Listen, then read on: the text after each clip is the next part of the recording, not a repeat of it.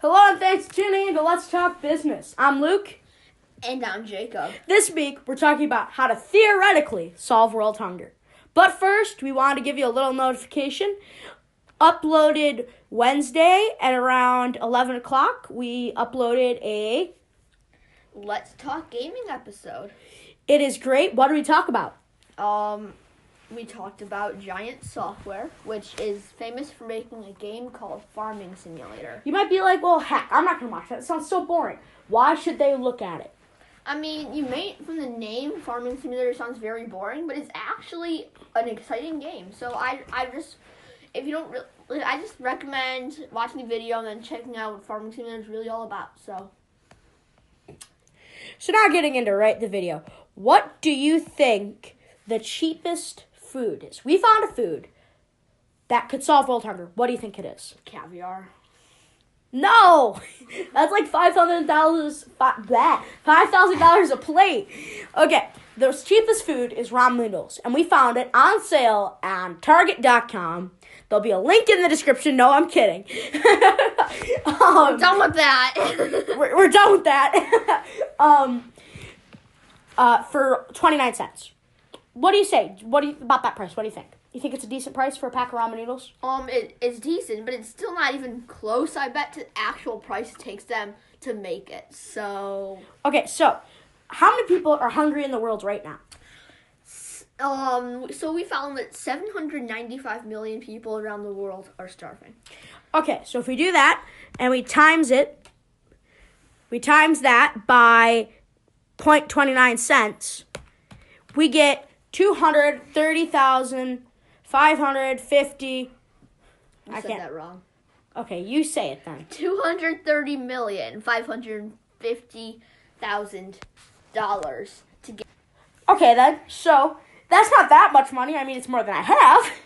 But who in the world could pay for it? Well, the richest man in the world, Bill Gates, has a net worth of $89,800,000,000. So if we do the math, we can get around, he could probably feed the world for about a year. Yes. Okay, so great. Theoretically speaking, we've just fed the world for 1 year off of one guy's money. Great. Problem solved? No. Because not only do we have another year, but yeah, we could find another billionaire. But we have a whole nother problem, and that's health issues. No. Okay, so now all these starving people's got food. And one pack of ramen noodles really fills you up. Can't you agree? Yes, it does. And I am pretty positive. Well, yeah. So one serving, which is only 43 grams, by the way. So wait, is that the entire pack, or how many servings are in the pack? Let me see. So yeah, that's like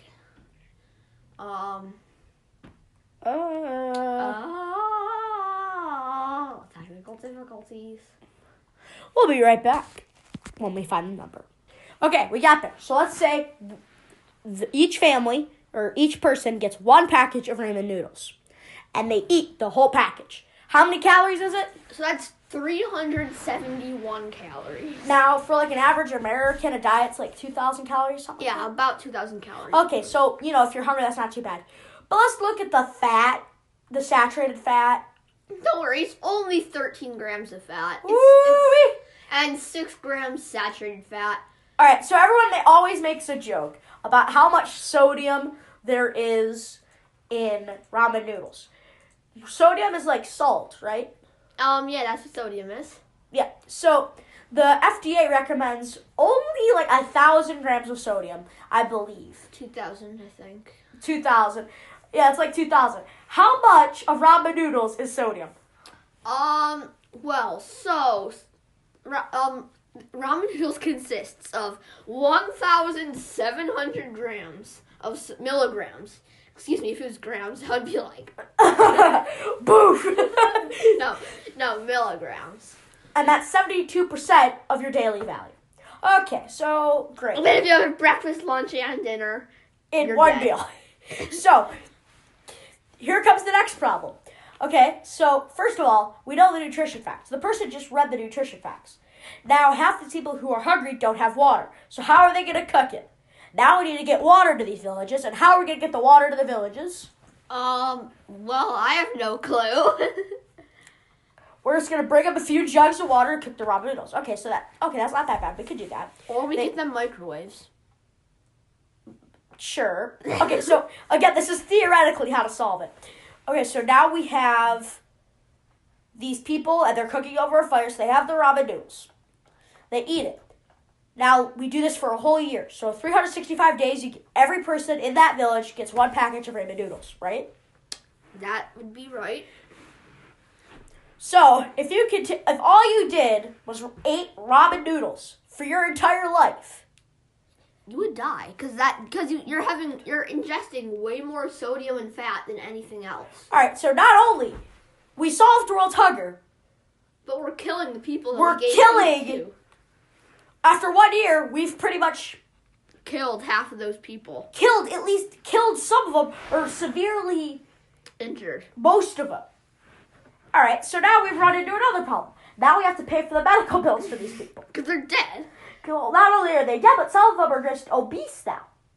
But we solved world hunger, and that's all the question was to solve world hunger. Now there's less people that are hungry, but more people who are dying of heart failure. And obesity. So now how do we solve that? Well, it's called... The solution is to build a Planet Fitness in every village. Now, theoretically speaking, we are not including building costs or anything like that. So let's just say, out of the blue, a Planet Fitness falls from the sky and happens to land on each village. Lovely. So now all these people are paying to lose their weight at Fitness. So now they aren't fat anymore. They're not fat and they're healthy because they have food. Well, but they stopped giving them food. They stopped giving them food because they didn't want it anymore because it made them fat. So now we don't have that. So now they don't have any money. Now they don't have any money. So now we're back to stage 1. They're all broke and no one has food. So we repeat the process. And this entire cycle will repeat itself. And at this till point, the end of time. Yes. And at this point, the company that makes ramen noodles will have as much money as they have more money than they can do anything with. And then eventually they'll lower the price of ramen noodles to the point where they'll just give away ramen noodles because they'll be so filthy rich after a few years of this. Because they're getting $89 billion a year. Yeah, so if this isn't business, I don't know what is. It's a monopoly of ramen noodles. You have to follow through on that. So ramen noodles is now a monopoly, now meaning the U.S. would have to... Now meaning everyone else has no money. Google where ramen noodles is located, like their headquarters. Okay. Or I think it's Makron or something like that. I think they're based in Japan. But if I think they are Japanese. But Google it just to be safe. Yes. Ramen headquarters. Wateros. Where are they located? If they have a headquarter in the U.S. Yeah. In the United States. Well, that's what they're made. That's where they're No, made. but that means if they're being made in the United States, the headquarters got to be pretty close, right? Well, let's see.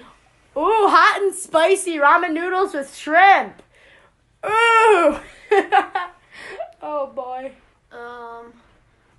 They have multiple different places, including Japan, Mexico, and Brazil. All right, but none of them are located in the United States. But they make stuff in the United States, so... So now that means that we can't,